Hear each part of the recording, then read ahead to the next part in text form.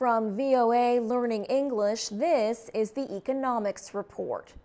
A new report says China's demand for food imports will sharply rise in the next 10 years. The United Nations Food and Agriculture Organization and the Organization for Economic Cooperation and Development made the prediction. They say China will increase its imports of grains, oilseeds, and meat. Angel Gurria is Secretary General of the OECD. He says China's need for food is growing at a time when world food production is decreasing. Imports to China are expected to grow at a yearly rate of 3% to 1.7 million tons by the year 2022. China's imports of crops used to feed animals, called coarse grains, are expected to double by 2022, and imports of oilseeds are predicted to rise 41%.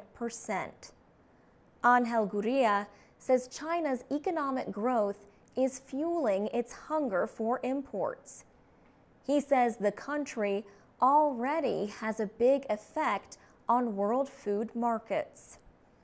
José Graziano da Silva is the head of the Food and Agriculture Organization. He says reducing the large amount of food that is now wasted would help meet the growing demand for food.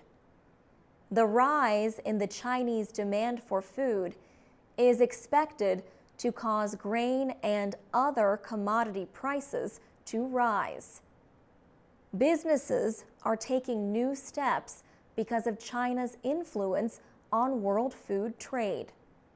Last month, the Chinese meat processing company Shuanghui announced a $7 billion offer for the American pork company Smithfield Foods.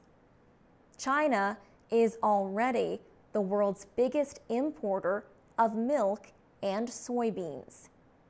It is expected to become the world's biggest consumer of pork, passing the European Union within 10 years. The FAO and OECD say that will cause international pork prices to rise. For VOA Learning English, I'm Alex Villarreal.